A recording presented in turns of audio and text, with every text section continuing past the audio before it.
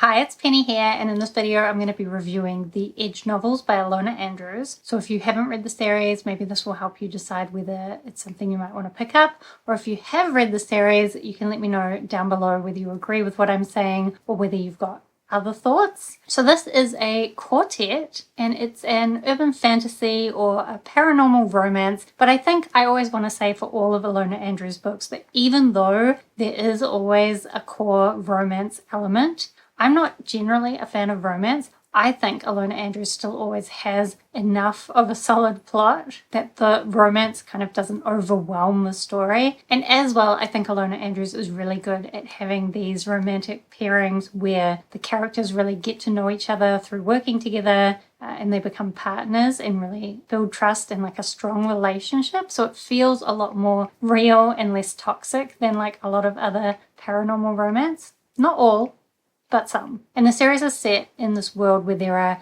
kind of three parts. We have the broken, which is our world where there's no magic. We have the weird, where there's a lot of magic and it's more of a classic fantasy world. And then in between we have the edge, where there's just a little bit of magic. And people can't go from the broken to the edge unless they have enough magic. And people who have too much magic can't leave the weird to go to the edge. And a lot of the people who live on the edge are kind of living on the margins of society. I will say the setup for this definitely compares to Ilona Andrews' other series, the Kate Daniels series, which is where I started with Ilona Andrews and will always be my favorite series of theirs. In the Kate Daniels world, it's more like, instead of being location-based like in the Edge novels, it's time-based, so magic is coming back into the world, and sometimes magic works and sometimes doesn't, and it kind of comes and goes in waves. So the Edge novels are similar in that sometimes there's magic and sometimes there's not, but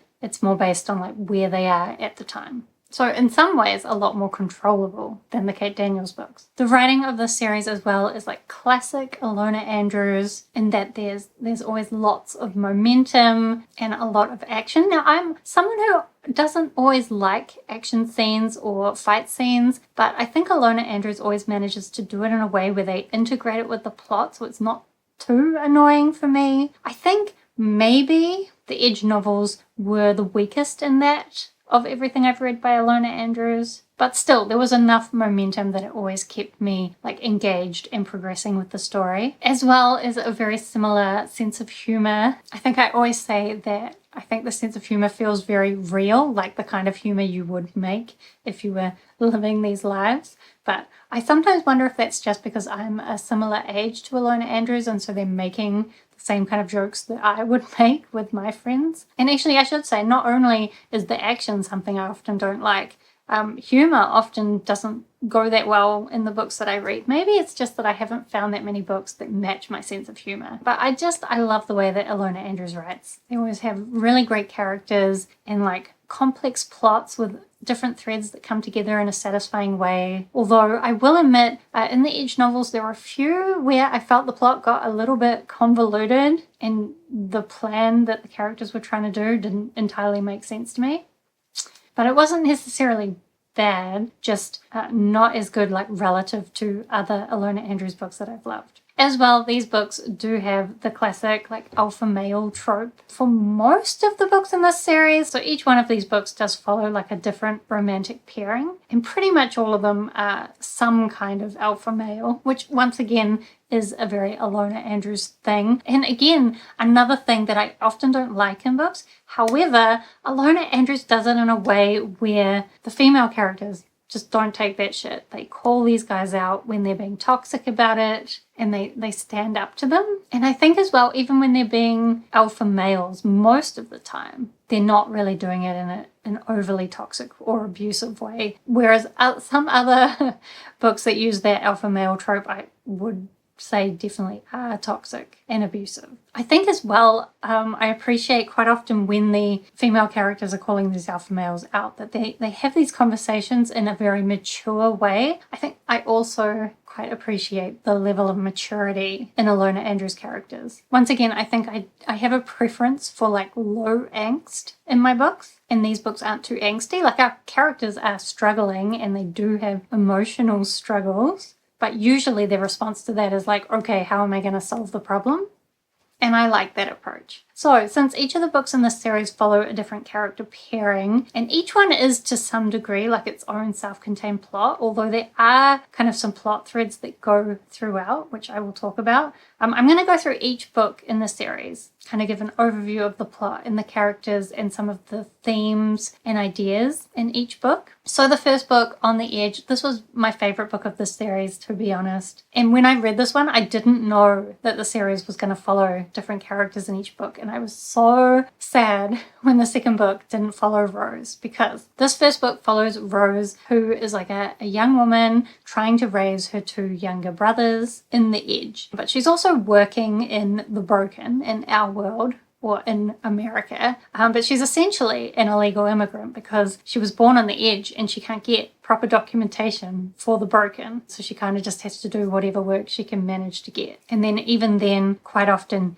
Edge things that are going on, which are often more like illegal and magical, will kind of spill into the Broken and affect her life there and her employment opportunities. So I like that kind of very real issue, dealing with like just trying to pay the bills and like dealing with having parents who have abandoned you. Although she does have her grandmother that lives in the Edge and helps to look after these two boys. So the two boys are Jack and George, and in a lot of ways they are actually the main characters of the series because they are present in every single book. And I think actually the most impressive thing this series did was making me like teenage boys. Like almost every book I read that has teenage boys in it, I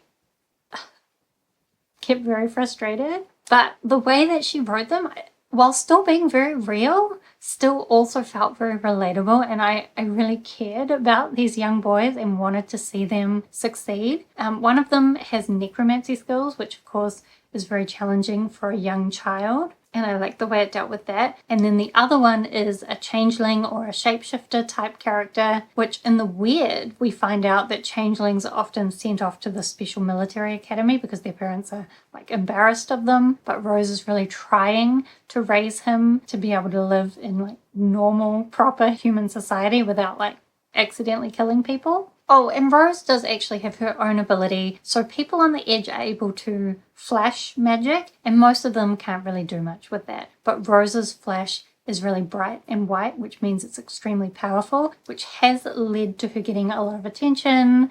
Nobles from the Weird coming and trying to get her to marry them, just so they can like put her magical ability into the gene pool and that kind of thing. So now not only is she trying to look after her brothers, she's also dealing with like a lot of unwanted attention, which is causing a lot of trouble in her broken world as well as on the Edge. And that's when this guy Declan shows up. And right from the beginning, him and Rose are quite antagonistic towards each other, but there is also this threat, monster, creature, something out in the forest or whatever it is. And that leads to like Rose and Declan having to work together. And in fact, they make a deal that if he helps her with certain things, that she will go to the Weird with him. And this was the relationship I shipped the most. I really enjoyed this story. Even though, in the very beginning, I really disliked Declan. I think it did a really good job of doing that enemies to lovers thing without ever making Declan like completely unredeemable. It still managed to make him quite unlikable at first. So it was quite well done. Then the second book is Bayou Moon, and in this we get Cerise and William. William we did meet in the previous book, and to be honest, my biggest struggle with the second book is that I struggled with his character development from the first book. It didn't quite feel believable. But putting that aside, we also get Cerise, who comes from this quite large family, just as her parents have been kidnapped. And there's like another family on the Edge trying to steal their property. And so she has to go on a mission to the Broken to get some documentation to prove that it is their property. Once again, this is one of those examples where there's kind of like a convoluted setup that doesn't really matter too much. The main thing is just that she's going somewhere where she's going to meet up with this other guy, and then they'll end up working together. And at that point, William gets to meet Cerise's family. I really like how Ilona Andrews does family. I think they do a really great job of representing like the full complexity of family, especially when everyone's living together but trying to lead their own lives. And the main male lead has never really had a family, so that is an interesting environment for him to be thrown into. Oh, and Cerese's family has this ability where they can basically make the Flash, like, I don't know how to describe it. I can't remember how it describes it in the books, but they can like attach it, let's say, to their swords, so they can like flash with their swords, and they're like amazing swords people. Oh, and Cerese does also have a younger sister called Sophie, who is another one that's kind of the same age range as George and Jack, Rose's younger brothers. And George, Jack, and Sophie are the continuing characters, not just the teenage boys. And actually, those three also show up in the Innkeeper Chronicles by Ilona Andrews, and I'm a little bit sad. I think I have to go back and reread the Innkeeper Chronicles because I read the Edge novels after the Innkeeper Chronicles, so I missed all their appearances in the Innkeeper Chronicles. I didn't know the importance of them. In fact, in the Innkeeper Chronicles, I was also a little bit confused because we got just enough characterization of them that I was always waiting to get more. But the reason why there wasn't more is because the more is in the books that had already come out. So if you are loving Ilona Andrews and wanting to read all of their books, I'd say read the Edge novels before you read Innkeeper Chronicles. But anyway, Bayou Moon basically focuses on learning about Cerese's family and kind of some family secrets that they've got going on.